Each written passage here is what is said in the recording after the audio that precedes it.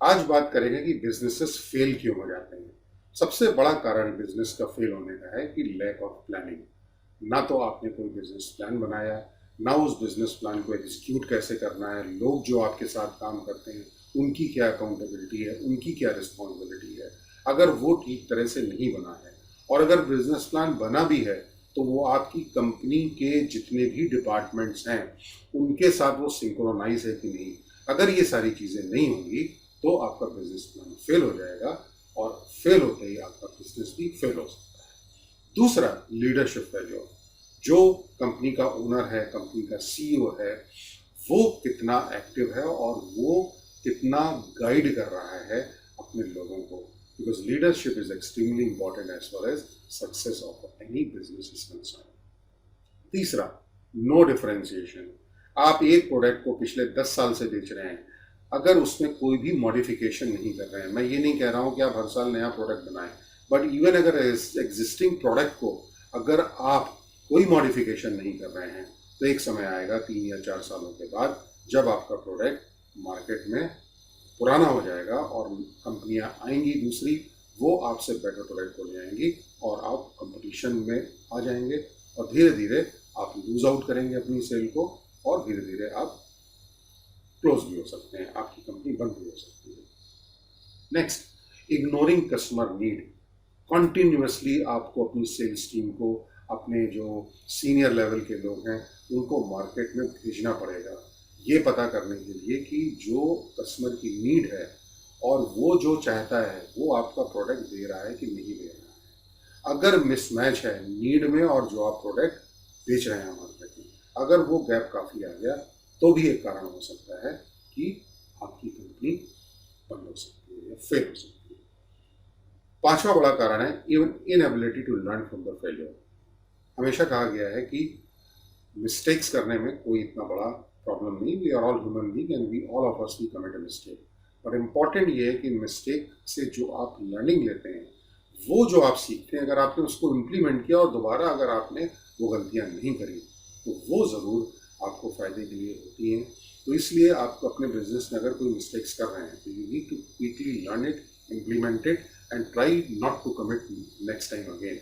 If you continue to do that, definitely आपका business strong रहेगा और फेल नहीं होगा। एक और बात आती है पुअर मैनेजमेंट। पुअर मैनेजमेंट है कि you are not able to manage the company. आपको कंपनी के एम्प्लॉय में ट्रस्ट नहीं है, आपके यहाँ ना तो कोई सिस्टम है ना तो कोई प्रोसेस है, माइक्रो मैनेज है, कंपनी एक ही आदमी के आसपास घूम रही है, अगर वो 3 दिन नहीं आया तो कंपनी अपनी जगह पे खड़ी रहेगी। कंपनी के लोग जो और काम करने वाले हैं वो डिसीजन मेकिंग नहीं ले सकते हैं। अगर ये सारी चीज़ हैं तो कंपनी बहुत ज़्यादा देर तक नहीं चलती है। मैं ये नहीं कह रहा हूँ कि आपके एम्प्लॉय को डिसीजन लेने की वो होनी चाहिए, इजाज़त होनी चाहिए, नहीं।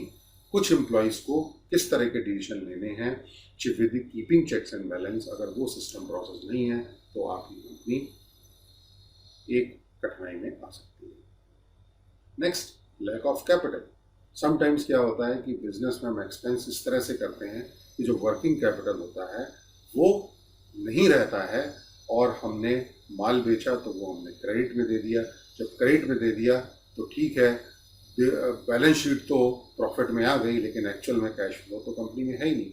और अगर कैश फ्लो कंपनी में नहीं है तो आप अपनी कंपनी को नहीं चला सकते हैं। ये बहुत इंपॉर्टेंट है कि आप अपने कैश फ्लो को बहुत अच्छी तरह से मैनेज करें और अपनी आउटस्टैंडिंग जो मार्केट में है उसको बहुत अच्छे से कंट्रोल करें। एक और एस्पेक्ट है कि कभी कभी जब कंपनियों में सेल बहुत अच्छी होने लगती है तो वो सडनली स्केल अप करने की कोशिश करते हैं और एक्सपोनेंशियल ग्रोथ करने की कोशिश करते हैं।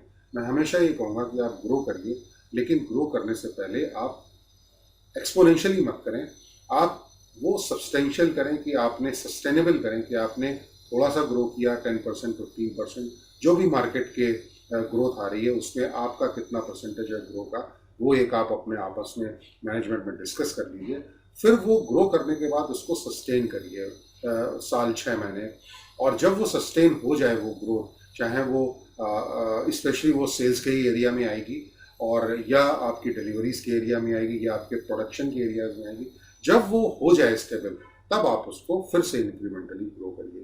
तो जब आप धीरे धीरे ग्रो करेंगे, और ग्रो भी धीरे धीरे मैं नहीं कह रहा हूँ, आप ग्रो करें, सस्टेन करें, फिर ग्रो करें, फिर सस्टेन करें, अनटिल अनलेस अगर आप ये नहीं करेंगे, अगर आपने एक्सपोनेंशियली ग्रो करने की कोशिश करी, वो आप कर सकते हैं, provided you have an excellent people from the various facets of the corporate. अगर वो लोग हैं तो ज़रूर है, बट अगर आपकी एक छोटी कंपनी है, मीडियम साइज कंपनी है, एमएसएमई है आप, तब बहुत मुश्किल है कि आप प्रीमेच्योर स्केलिंग ना करें और आप बहुत सोच समझ के अपनी कंपनी को ग्रोथ में ले जाएं। कभी कभी poor location is also A disadvantage for a business.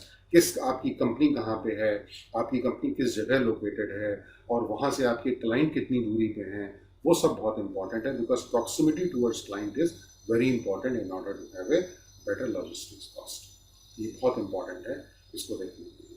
दूसरा, इनएडिक्वेट इन्वेंट्री मैनेजमेंट।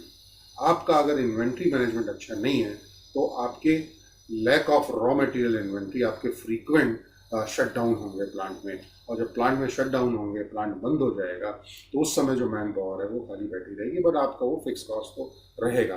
तो प्रॉपर आपका inventory management raw material side पे होना चाहिए, और उसके साथ ही साथ proper inventory management finish good side पे भी होना चाहिए, कि जब आपके क्लाइंट ने कुछ आपसे सामान मांगा तो वो आपके स्टॉक में अवेलेबल होना चाहिए। So inventory management is also a one of the important activity as far as business profits are concerned, and if you do that, your company would not be getting into a difficult state. Poor financial management. Sometimes business owners वो balance sheet कैसे देखना है, profit and loss account कैसे देखना है, cash flow कैसे manage करना है, उन सब चीज़ों का आइडिया ही नहीं होता है। तो मैं ये नहीं कह रहा हूँ कि जो ये स्पेशली मैं छोटी कंपनीज के जो बिजनेस ओनर हैं उन लोगों के लिए बोल रहा हूँ, मैं ये नहीं कह रहा हूँ आप चार्टर्ड अकाउंटेंट बन जाइए, but at least balance sheet, profit and loss account और कैश फ्लो कैसे अंडर देखना है, कैसे उसको अंडरस्टैंड करते हैं, कैसे मैनेज करते हैं, वो ज़रूर आपको आना चाहिए। Next, lack of focus. Without focus, your business will lose a competitive edge. It is typically impossible to have a broad strategy on a budget. What makes business succeed in their ability to quickly pivot, and the lack of focus lead to the inability to make the necessary adjustment. कहना का ये मतलब है कि आपका focus आपके business में हर वक्त होना चाहिए, आपका बिजनेस मार्केट से अलाइन होना चाहिए, आपका प्रोडक्ट मार्केट से अलाइन होना चाहिए, आपका बिजनेस ग्रोथ आपके विजन से अलाइन होना चाहिए, आपके जितने भी डिपार्टमेंट हैं, marketing, sales, finance, HR, accounts, ये सारे आपके बिजनेस विजन से अलाइन होने चाहिए। जब तक ये सब एक्टिविटीज़ में सिंक्रोनाइजेशन नहीं आएगा, और वो अगर नहीं हुआ तो सब डिपार्टमेंट इधर से उधर भागेंगे और एक मिसमैच हो जाएगा और बिजनेस आपका फेल हो सकता है।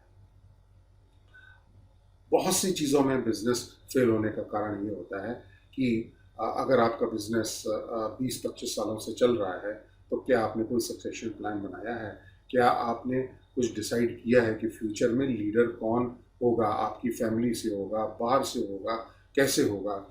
और आपकी अब सेहत इतनी अच्छी है नहीं, क्योंकि अब आप 65 या 70 टच कर चुके हैं, और डेफिनेटली आप उतना समय ऑर्गेनाइजेशन को नहीं दे सकते हैं। तो ये बहुत इम्पॉर्टेंट है कि आपका सक्सेशन प्लान होना बहुत ज़रूरी है। एक और रीज़न होता है कि बिजनेस फेल हो जाता है, अगर हम रॉन्ग पार्टनर को चूज़ कर लेते हैं। तो ये बहुत इंपॉर्टेंट है कि जब हम बिजनेस को स्टार्ट करें तो हमारा जो पार्टनर है वो बहुत ऑनेस्ट होना चाहिए, और आपकी उससे फ्रिक्वेंसी मैच करना बहुत ज़रूरी है। अदरवाइज़ अगर दोनों लोग अपोजिट डायरेक्शन में सोचेंगे तो कंपनी को डिस्ट्रॉय होने में टाइम नहीं लगेगा और आपकी कंपनी फेल हो सकती है। तो इन सारी चीज़ों को ध्यान में रख करके अपने बिजनेस को मैनेज करिए, आपका बिजनेस ग्रो करेगा। और जानने के लिए मेरी वेबसाइट है www.praveenshrivastava.com। प्लीज़ इसको देखें और इस वीडियो को लाइक करें, और मेरे और भी वीडियोज़ हैं चैनल में, प्लीज़ उनको कंटिन्यू